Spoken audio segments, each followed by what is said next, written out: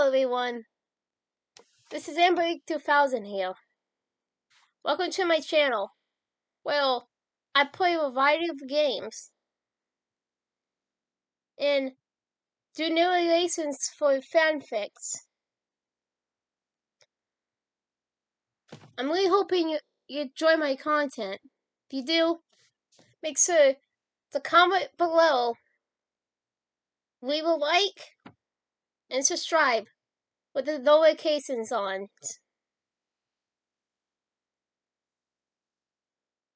Right, so next time, this is AmberAnkNA. Welcome to my channel.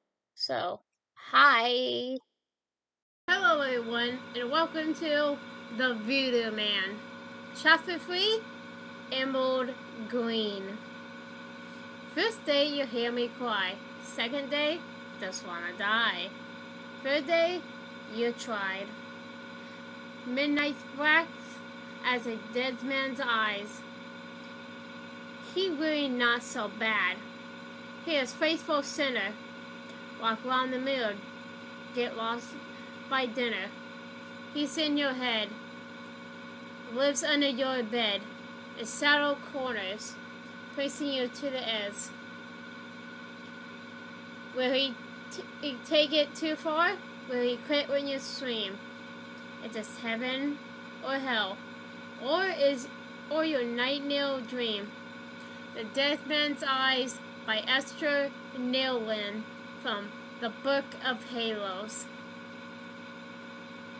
Reality began to trickle back in as sunlight painted the inside of her eyelids red. Max was laying flat on her back, mind so foggy from the evening before. Incoherent abstract thoughts floated around in her head, as they typically did upon awakening from a deep sleep. Yo, Mickey Mouse! A familiar voice called out, sorry the brunette. You're finally awake? You were so sick and cute while napping in your new Beast Lounge trail. I couldn't be myself to wake you. Good thing we lathered your ass in sunscreen. You have been burnt to a damn crisp. Iris Caulfield saying, "Eat meant for the sun." Ha! Her words sounded so sweet and loving to Max's ears, even though her heart and mind were doubtful of the source. Chloe? Max slowly attempted to open her eyes, but she couldn't at first. Everything seemed way too bright. She shivered her body as she tried to sit upright. Oh shit! Chloe blurted. Your sunglasses fell off. Here they are. Chloe stepped between the sun and Max, casting a much-needed shadow downward. She started to pick up an object, wiping the sand away with her outstretched hand. She threaded a pair of sunglasses onto Max's face and helped her to a sitting position. Chloe sat down beside her and straightened close. Chloe?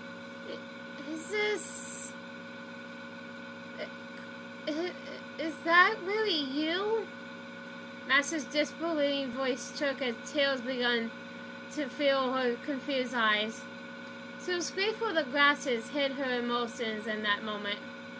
Overwhelming bewilderment clouding her mind. Of course it's me! Who else would it be? Chloe sort of bumped her best friend. You must take all of your other fiancés to the beach. An empress grin stuffed the muscles in her face. What the fuck? Look, it's happening. Fiancés? In a panic, Max shot to her feet. She slipped away the remaining tails and took a step backwards.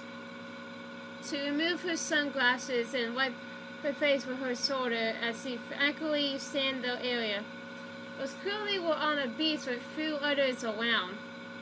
She didn't recognize the place but could tell it was a touristy area. Turning the face inland, she noticed high-wise hurdles on the street aside of the cultural barriers. Turning back around towards Chloe, she scripted and stepped in, closing the distance between the pair. She placed both hands on opposite sides of the tall girl's soft sheets, rubbing her palms in tiny circles. Mask stared deeply into Chloe's eyes. Then she began alternating between mouth, nose, eyes, and hair, even running her fingers through the brilliant establishment. Mask! Chloe, what the fuck are you doing? I know I'm hot, but fuck. Dude, it's like you're checking to make sure I'm not a damn Detroit become human android or some shit. Is this for real? Is this really Chloe? My entire heart. You here? Mask couldn't string any coherent combinations of words together. This time she couldn't help it. Several streams of liquid rolled from her eyes down her cheeks, dripping to the sand below. It's been so long since... Hey, Mask! Seriously, are you okay? Chloe pulled Mask into her chest and squeezed. You're crying, babe. What's going on? Through her sobs, Mask inhaled deeply, taking in her favorite person's scent. She cried herself to sleep, yearning to be around Chloe again, more times than she cared to admit. Now, it seemed they were finally actually together. How does this make any sense? After several minutes of holding one another, Mask released her grip and slipped it away. She then sat back down on the chair, was still laid out in the lounge position. So Chloe sat beside her in turn, so they were facing one another. She snaked an arm around the brunette's slender shoulders and back, holding her in close. Mask could feel the tallest girl's warmth, sending a pleasant shiver through her body. Looking at Chloe, Mask could see the girl was worried. Her eyebrows were angled downward. Forward lines creased her forehead as a look of concern washed across her face. It didn't matter when or where they were. Mask could always read her best friend's emotions since as far back as she could remember. Chloe's used to always tell her to quit reading her mind, as if she had a choice in the matter. They were almost always on the same page. They could practically finish each other's sentences. Chloe, I don't know if this is real. I mean, I remember some pretty fucked up things. Now here I am. Here you are. It doesn't make sense. I'm all messed up. Despite her own worries, everything felt well. The gentle sweeping of the breeze fit well, as it trickled her chin and hair. Chloe's arms around her neck and shoulders felt tangible and real, not fake or out of proportion like a dream. Tell me if this feels real. Chloe suddenly shifted Master's head towards herself, facing a hand gently on her chin. She stripped her lips against Master's and pressed in. It was the most magical feeling the brunette had ever experienced, and she hoped it would never end. Everything else spread away from her peripherals. All that existed were Max and Chloe, two girls who loved each other more than anything. The intense desire and poor love the young adult self was magical. It was everything Max dreamt it would be. And it was nothing like the grim goodbye kiss she recalled them sharing in a Caribbean on the lighthouse cliff. A passionate secret game of tag was played with their tongues, and the physical sensation was profound. The connection transcended reality. Finally, the pair monstruously moved their heads back and stared into each other's eyes. The warm breeze and breeze area returned. Chloe, I had such a terrible nightmare. God, this fucking city. I had this rewind power, and I had to save your lives over and over again. Then I was faced with a final decision about you living or dying. It was so unfair. God, I didn't want to make the choice. But you told me I was the only one who could make that choice. Well, shit. You're supposed me to live, right, Massey? Chloe pumped her eyebrows as if her life was the only possible correct choice. Her non-causal attitude about the whole thing seemed strange. Like she didn't understand how heavy it all was for Mass. I didn't. It was you or all of Acacia Bay. You made me believe that everyone else deserved to live over you. I mean, I knew you were wrong, but there was so much pressure in that moment. It almost felt like someone else made the decision. I was just there to carry it out. God, it was fucked up. Chloe. Damn, babe. I don't know what to say. I guess I'm sorry you had to go through that shit again. It's getting old. I'm sorry. Again? Max asked.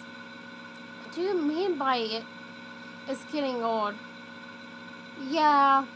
Don't you remember? You had the same nightmare fuckloads of times. It's not always the same, but you could easily time travel or some shit. And I stormed destroys our hometown. Sound familiar? Hell, you told me one time you moved into Victoria's pool house with her and Kay after I died. Something like that. It's hard as fuck. Chloe, it feels like this is a dream. You and me here now. And any minute I'll wake up to that other fucked up reality while you're gone. I'm scared. I can't lose you again. I won't make it this time.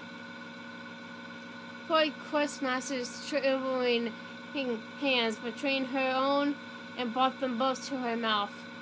She steadied them and cautiously kissing each, then lowered all four into her lap. A small gesture that quickly began to calm Master's nerves. Chloe knew Mass better than anyone else in the world. This had been clear before, but in this reality, there was a more mature familiarity that felt safe. Okay, Mass. Here's what we usually do. Chloe was focused and seemed more serious than before. I remind you about the truth, and you forget about the nightmare. Easy peasy. It works every time. Wanna do that now? To keep her voice tender and serene.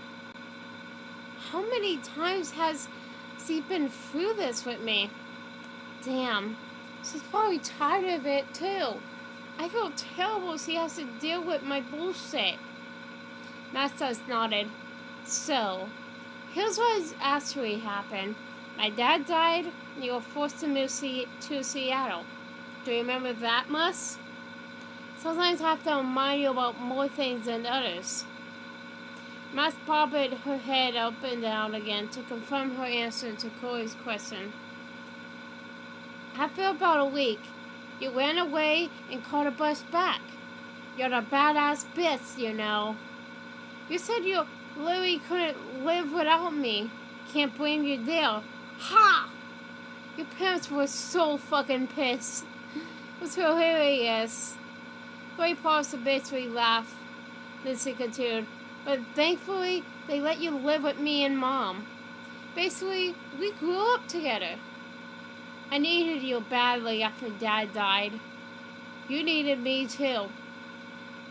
He was like your second dad.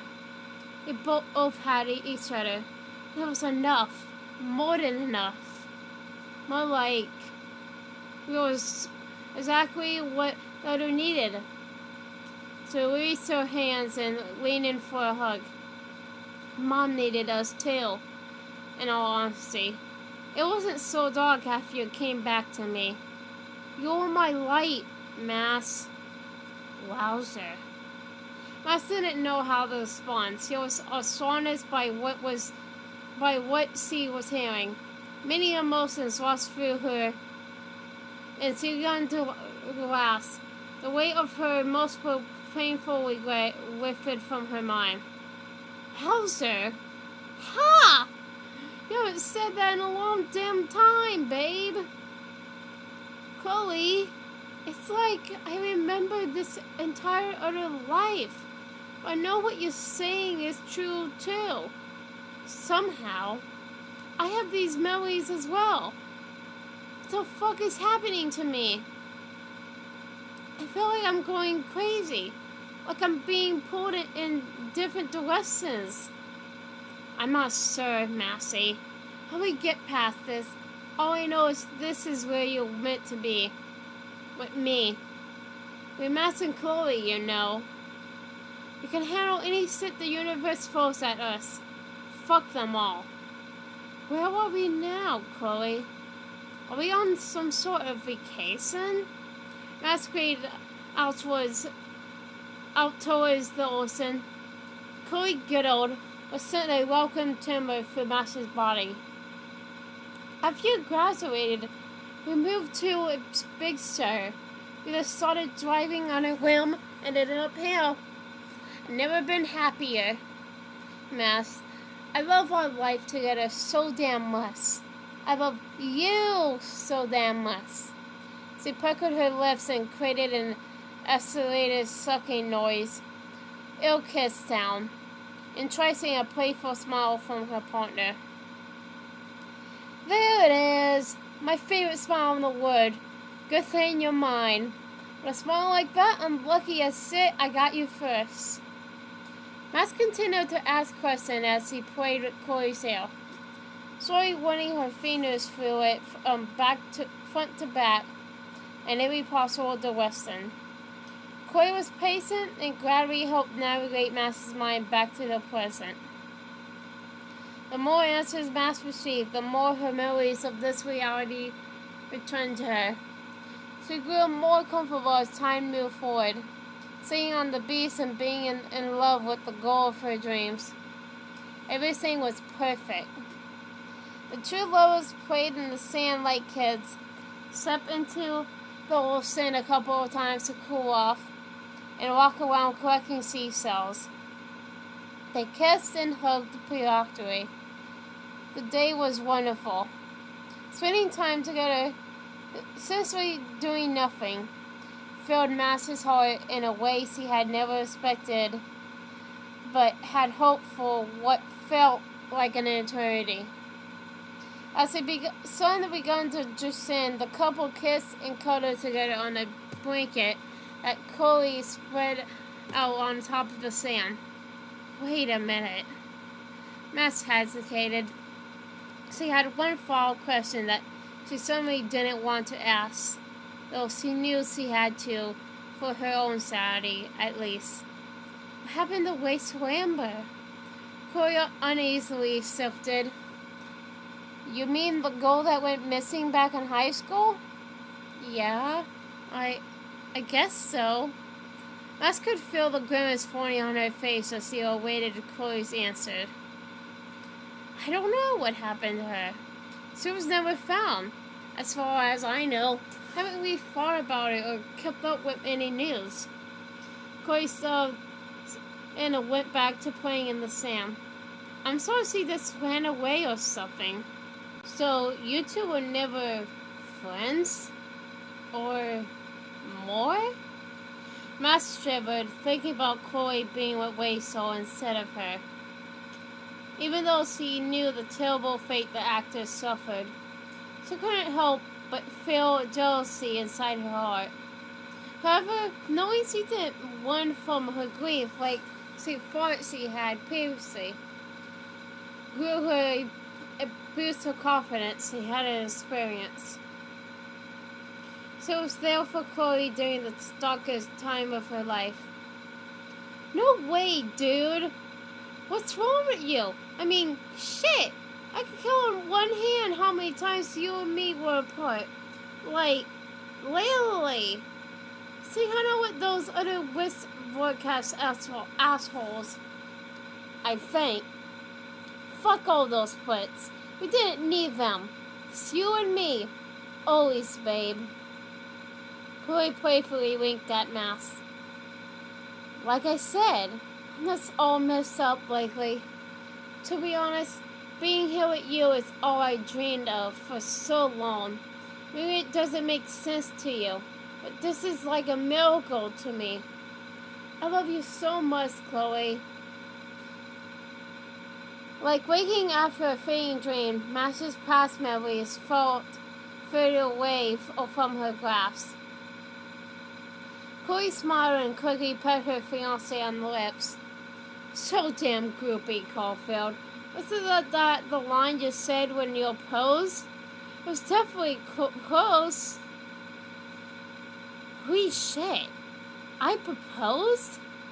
Slamming her fiercely threw it in and landed beside Mass, startling her with a jump. It nearly struck her in the head, missing her trampled by a mere inch or two. What the fuck? Chloe jumped up as a man approached. So he really snatched the frisbee from the ground and met the man face to face. What's where you're throwing that damn thing?